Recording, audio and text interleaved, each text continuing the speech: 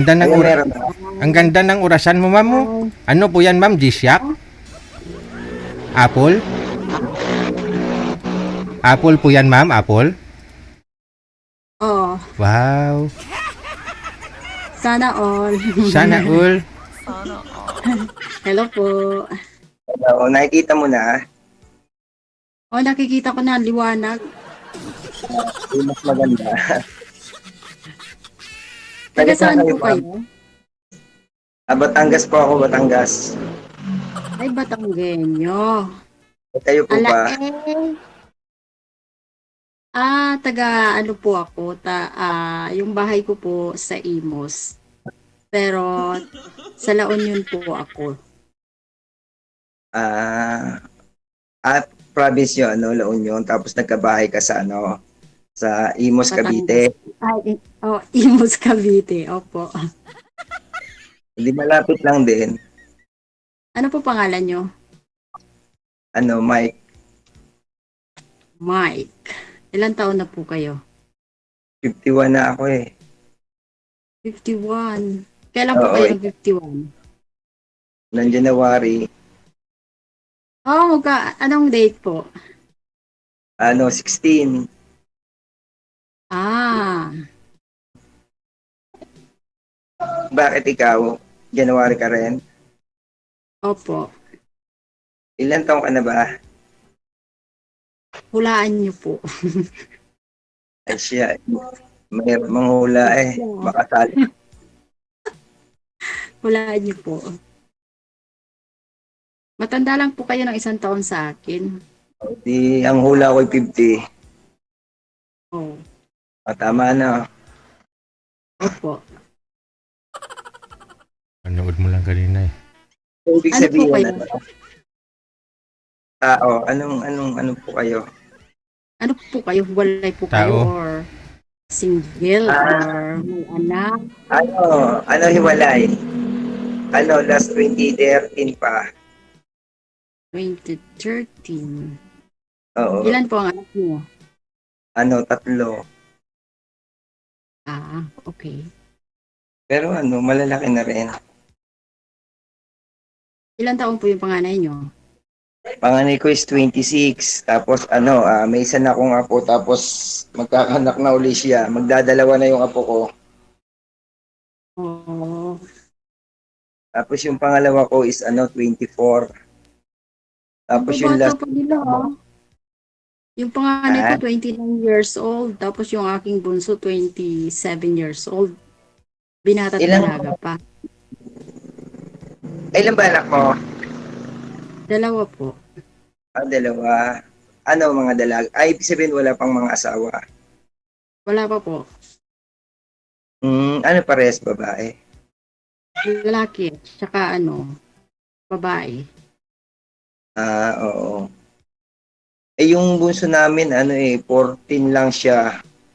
Kasi ang alam namin, dalawa lang yung magiging anak namin sana. Kaya lang, na-mintes kaya yun, buo ulit. Kaya malaki yung gap ng ng pag-iita ng last. Bakit po kayo naghiwalay? Dating nag-try lang ako mag-abroad. Tapos yun, after noon, pag-uwi ko, doon nagkahiwalay kami. Oo. Ayun. Pero dati, magkasama kami sa company. Nagwo-work kami diyan sa sa Manila. Parang nag-try lang ako na makaalis kung anong meron sa abroad yun. Ano po ang nakita niyo sa abroad? Ay di experience lang. Ibig sabihin yung yung makasakay ng eroplano, makarating sa ibang lugar, gano'n. Pero hindi ko inisip na magkakahiwalay, parang ayun. Okay. Saan po kayo banda dyan sa Batangas? Dito sa may part ng Lemer at Taal. O, ibig sabihin malayo yung Lian. Hindi, malayo siya. Ang Lian kasi yun puntang away niya Balayang, Balayan, Nasugbo. Nanggaling kasi ako dyan nung last May. Nagano kami dyan, nagdagat. Oo. Ano naman yun, pag nasa Lemer ka kasi one way lang din naman yun, diretso ka din ang biyahe. Siguro kung siguro kung pagkataon na magkakilala agad tayo, baka nakarating ka rin agad dito. Kasi kung nakakarating ka na rin ng Lian eh. Ano, nag-outing kayo doon? Nagano kami doon, nagdagat. Kasi meron din ng May kaming cottage resort dito doon. eh. May cottage doon. Oo. Malay mo, pag uwi mo, makarating din kayo dito, makapaligo rin. Oh. Kasi malapit lang din kami sa dagat. Walking distance lang din dito. Malapit lang kayo. Oo, malapit lang. So ano pong trabaho nyo ngayon? Sa resort, Sa resort po kayo nagtatrabaho? O kayo ang may-ari? hindi, kapatid ko yung may-ari. Okay. Ano po trabaho nyo sa resorts? Eh di yung mga nagpapabook at saka mga nag-i-inquire ng walk-in. Hindi ako yung kumakausap. Oo nga, no ba? Kasi may bayad na yung free naman yung dagat before. Tapos ngayon, may bayad na lahat, no? Hindi, free naman yung dagat. Yung May bayad entrance lang lang. yung sa Entrance. kahit naman sa saan, libre naman yung dagat. Basta sa part lang sa amin, hindi ko lang alam pala sa iba. Malinis yung dagat dyan sa inyo?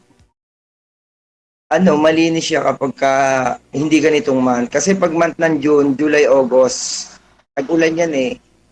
Oo nga. Medyo hindi ganun kalinis. Pero pag Swerte summer yan, na ako nung nagbakasyon ako last May kasi hindi siya maulan.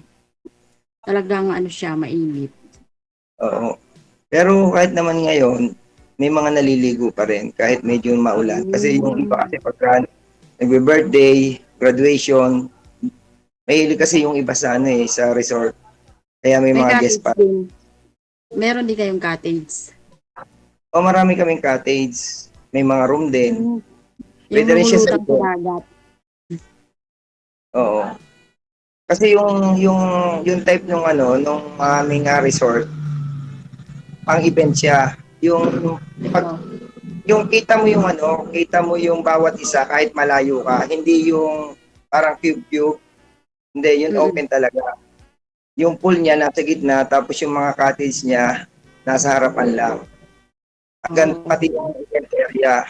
Pagpasok mo sa main entrance, tanong mo na yung dagat, walang nakaharang. Open Ganun talaga din siya. po sa pinuntahan namin na beach. Ganun din, maganda rin dun. Kaso lang, maaga pa kami nakarating dun, mga 7:30. May pangungusap. Ibig sabihin, naghahanap ka ng magiging boyfriend, ganon, or kasama sa buhay. Hindi. Beach resort yung hinahanap niya. Yung may-ari ng beach resort. Yung may-ari ng beach resort.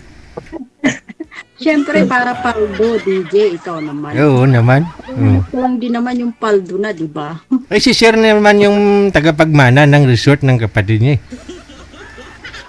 Siyempre, sa kasi, ang mismong main na trabaho ko is agent ako ng mga property.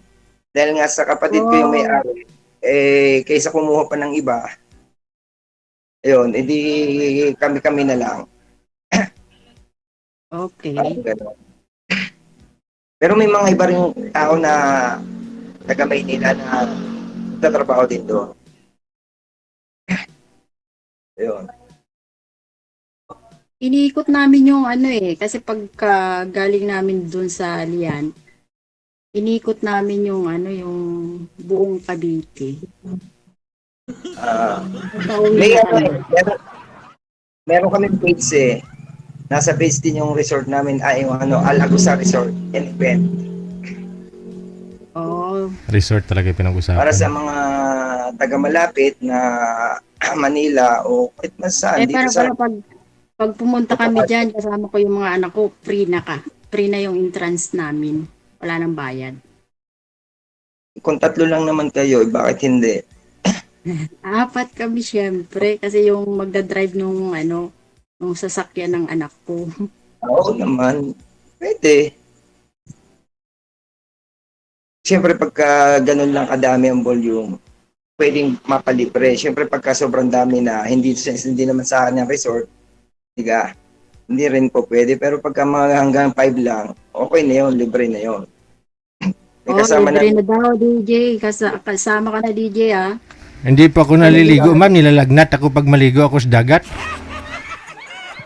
may kasama ng tulog yun. Nasa way si DJ. Grabe, no? Tsaka mura lang sa resort namin. Ang entrance nandun is 100. Yung below 7 is libre yun. Magkano Kaya lang. yung cottage sa inyo? Kaya Magkano lang. yung ano? Kaya lang yung cottage Yung namin. renta na ngayon ng Ang cottage. pinakamababa na cottage, 800. Ang pinakamataas is 3,000. Eh, mahal yung napuntahan namin. Pero plus entrance yun ha, hindi siya, iba yung cottage, iba yung entrance. Hmm. Tapos yung room namin sa 22 hours, nasa 10K siya, 10K, 8K, 6K. Kami ano lang eh, 7:30 tapos hanggang 3 o'clock lang kami. 2.5. Eh di mura. Kasi yung Barbecue lang 2.5, kami yung doon 2.5 nyo kasi binayad, cottage lang sa amin yun. Hmm. sa inyo, cottage lang. Cottage Ano lang yung yun. cottage ko? May ihawan? Ha? Pwede magluto doon? Pwede mag-ihaw-ihaw? Oo, pwede. Pwede. Meron kami kasing meron kaming room na package na siya, 14 packs. May frigidaire siya, may water dispenser, may sariling kusina, libre na luto. Oh, okay. Pero kung sa ito ang kinuha mong room is wala naman siyang libreng luto, may extra 500 na dadalan ka namin ng sariling lutuan. Mm. Extra yun. Tapos maraming ano doon, maraming mga activity doon na yung sasakay ka doon sa umiikot-ikot. Tapos mag-aano sila, mahuhulog sila sa dagat. Maganda doon kasi syempre kasi ganito yan sa isang resort, mas malaki ang budget, mas maganda ang resort. Di ba? Oo. Ganun, depende rin sa depende rin sa kapasidad ng may-ari. Yan eh. Tsaka sa mga part na ganyan, dito sa amin kasi talagang magaganda talaga ang resort. Siyempre ang iba foreigner, ang may-ari.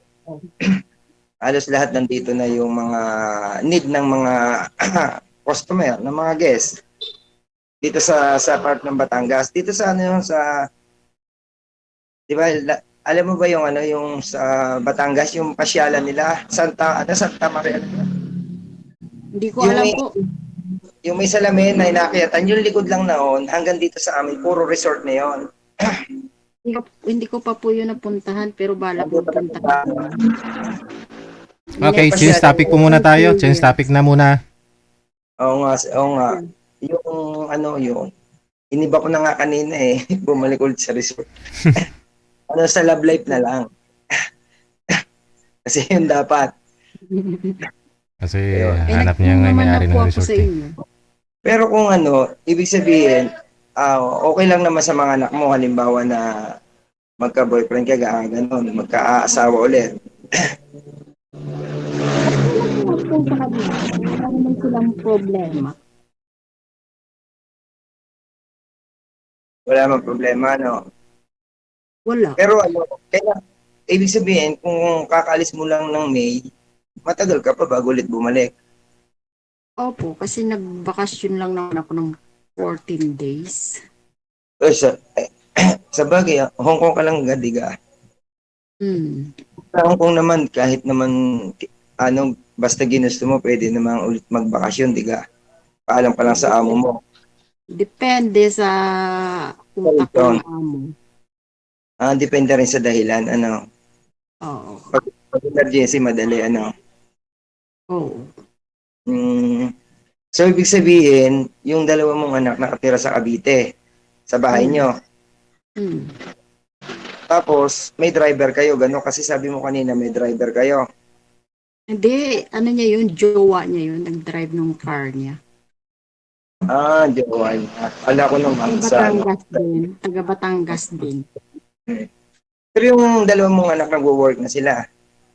Yung dalaga ko, yung binata ko, nag-a-apply pa lang siya papuntang, Europe. At ba't di maganda kung basta makaalis yun, mas makakatulong na sa inyo. Mm.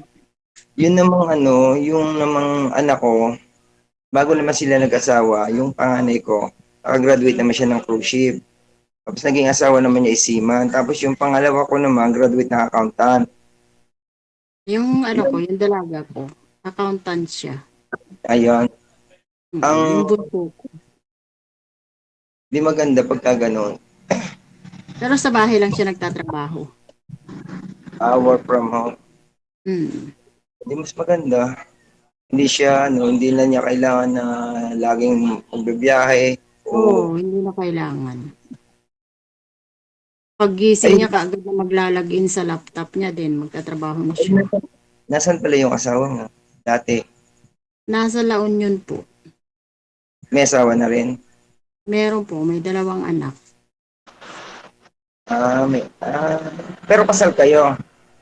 Opo. Eh sa bagay, may asawa na naman siya, tsaka matagal na rin yata naman kayong hiwalay na. 2009. Hmm. Kaya lang, sa tagal mo dyan, bago ka umuwi, tapos ngayon lang tayo nagkakilala, parang mahirap din, Kasi kung nagkataon pala sana na nagkakilala tayo, tapos sa kakauwi, mas makikilala natin lalo ang isa't isa, no? Opo. Magalang pala ang taga inyo, iba na yung opo eh. Kunyari lang po, siyempre. So, kumbaga,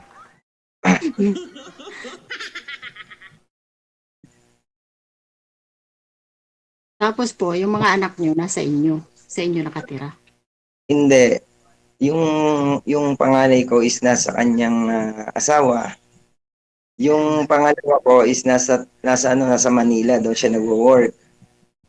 Yung bunso ko, nasa side sa lola niya, sa side ng ex ko. Dahil mula nang pinanganak namin sila, pares kami may trabaho. Tapos, unang apo yun ng biyanan ko, kaya lahat sila doon lumaki. Oh. Kaya nasabi sila ng gano'n. Kumbaga, parang dumaan lang sa amin, dumaan lang sa mami nila. Ibig sabihin lumabas lang sa kanila pagkatapos nun, ang nagpalaki na noon, lola na nila. Yun. Kasi nasa Manila kami parehas. Muuwi lang Mm. kami. Muuwi kami Sabado ng gabi. Tapos luluwas na uli kami Lunes ng madaling araw. Ganun lang. Okay. Kaya hindi namin nakasama ng nang nakakabanding lang namin nung lumaki na sila. Naisasama na namin gano'n sa Maynila. Hanggang sa lumaki na siyempre sila, nagkaisip na, di may kanya-kanya na rin silang gusto sa buhay.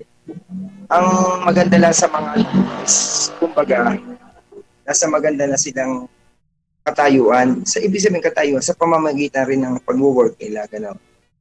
Mm-mm. Kumbaga, hindi man sila nakapundar ng bahay pa sa ngayon, nakapundar naman sila ng parehas nilang sasakyan, parang gano'n, na nagagamit nila sa work nila. Yun. Kaya parang ang sinusuportan na lang namin yung isa, yung bunso. Yun. Ang kagandahan din naman noon kahit yung ex ko naman is maganda rin naman yung work niya kaya mas naibibigay din niya yung sa anak namin. Yun. Tapos ano pa? Wala na. Ano? Wala na. Yun.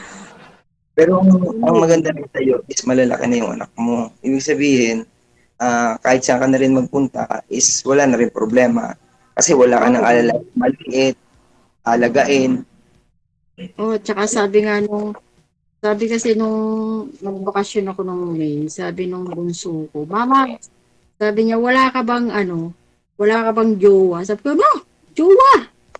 Sabi niya sa akin, wala. Sabihin mo yan, no? Pag nagtanong uli, sabihin mo baka sakali, malapit na. Sana all. Sana all. Nakadepende nga lang sa'yo yun. Siyempre, Depende. hindi naman porke tayo nagkausap ngayon, Oo. pwedeng diretso, pwedeng hindi. Yeah. Nakadepende sa'yo, nakadepende sa akin. Diga, Yes, maaaring, true. maaaring tatawag ako sa'yo, magchat-chat ako sa'yo, pwedeng hindi mo sagutin. Di ba? Mm. Pwede Mm. naman yung tatawag sa akin, hindi ko naman masasagot dahil busy ako. Di ba? Kaya ibig sabihin, may pagkakataon na maging tayo, may pagkakataon na maging hindi. Di ba? Sana Oh. Eh, pero mas maganda, maging tayo rin, ano? Para hindi masayang naman yung effort natin dito kay DJ. Pati yung pagkakataon na binigay ni DJ sa atin, no? Depende.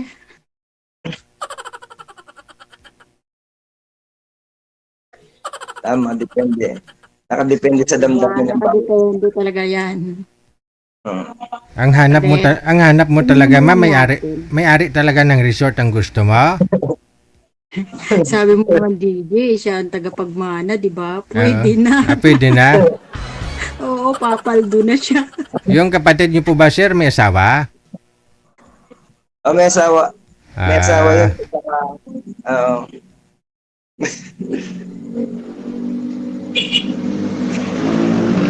O kaya mga sa magkakapatid namin DJ, ako lang yung hiwalay. Ay. Ayun. Wala po kayo magkakapatid. Marami kami ay nasa 12. Ang dami. Big family. O big family kami. Ang kagandahan lang doon, parehas yung magulang namin. Ibig sabihin, malalakas pa sila, buhay pa sila. Yung napundar nila nung sila ay nagbuhay pa, nagwo-work. Kumbaga, pare-pares ang bigay. Parang gano'n. Pang-ilan po kayo? Last. Bunso. Bunso po kayo. Mm-mm. Pangalawa ako eh.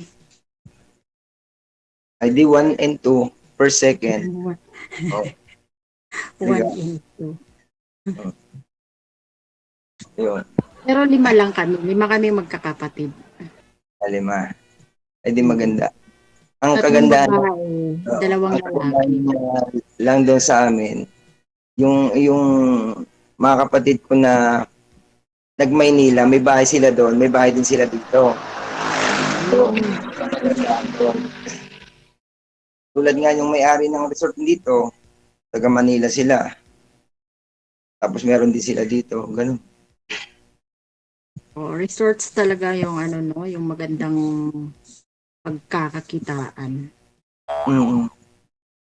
Hindi man, depende lang din sa kakayanan. Tulad ko, tabi ako ng karsada. May pinapaupahan din ako dito mga stall na tindahan. Maganda yung ano yung location mo. Kasi ito tabi ng highway. Tapos yung dagat, bukan distance lang. Maganda. Pag mag-business ka dyan, talagang magkiklik kasi ano siya eh. Oo. Sa highway. Business naman ako dati, kaya lang hindi na-click. Mahirap kasi mag-business pag solo. Naranasan ko yun. Kaya ang ginawa ko, sa halip na mamuhunan ako, problema ko, hindi pinaupahan ko na lang para sa monthly na lang ako. Maliit man siya, at least meron. Kahit pa paano. Oo nga. Yun. Kaya ganun ka din, halimbawa, mag-for good ka na. Dapat, meron ka rin na negosyo para hindi man habang buwan, andyan ka at malakas. Diga. Oo. Ang ngayon, pero alam kong darating yung time na magtatagal ka pa dyan kasi bata ka pa rin naman. Ang mahalaga lang makaipon, makapundar. Ano pa ako eh. Mag-aaral pa ako ng driving. O yun, mas madali naman yun. At saka driving, Mag-drive ako dito. Madali naman mag-aral ng driving kasi pag sarili mo sa sasakyan mo, hindi ka matatakot eh. Mahirap dito? Mahirap? Adyan mo ba gagamitin? Hindi, Sa dito. trabaho? Kasi ipapalit ko sa trabaho ko. Pag-uwi mo Magpapalit ako ng trabaho. Diyan din sa abroad. Ay, maganda yung mag-aral ka nga dyan dahil Oo, ano na ngayon siya, yung babaeng ano dito, driver, in demand na dito sa Hong Kong. ayun, maganda. Tsaka mas malaki yung sweldo siguro. Oo, mas malaki. Eh baka naman mamaya pagka naging tayo na tapos driver ka na dyan, baka mamaya mga pasahero mo ano. Hindi, siyempre pamilya lang din yung ano, yung amo lang. Wala, saka anak, yung Ano, pagkain. parang family Family. driver. Oo. Yung tulad dito na yung mga grab-grab na gano'n. Oo, ano ba yan, di ah. Ay maganda, mag-aral ka. Yun ang porsigihin mo na Mm-mm. matuto, mag-drive. Basta hindi ka, yung matatakutin. Hindi naman ako na ano, matatakutin. Porsigido kang matuto. Madali lang yan. Kaya mo yan. Kaya ko talaga. O, malay mo, bukas makalawa, driver ka na. Eh, ba't ano ba yung work mo ngayon sa bahay? Sa bahay po. Okay lang yan. Ang mahalaga, kahit anong klase ng trabaho dyan, basta nasa abroad ka, Oo, basta maayos, malinis, di ba? Mm-mm. At least Kasi may naman, trabaho. yun naman, yun nga ang dahilan, kaya tayo umalis, di ka. Mm, Kahit anong klase ng trabaho, basta kikita ka, okay yun. tama po. Dapat, So wala kang balak pa ngayon ma'am umuwi kasi siyempre gusto mo magtrabaho pa. Hindi, Palit. kababakasyon ko lang. I mean mag for good. Kailan pa ho balak niyo mag for good? Hindi ko pa masasabi, syempre, Ah. kasi mahirap magbitaw ng salita dito. Okay. Sige, connected na po kayo. Tuloy-tuloy lang ang usapan. Maraming salamat. Thank you po. Thank Bye. you. Bye. Kasi mukhang wala pa ho siyang balak, no? Kasi mag-aaral pa daw siya ng driving. Gusto niya maging driver sa Hong Kong. Kaya hindi siya makapagbitaw. So ngayon si Sir, medyo nakarami na ho siya dito, pang 7, pang 8. Asahan na lang po natin na magpapaline up siya ulit, no? Kita-kits sa pang siyam.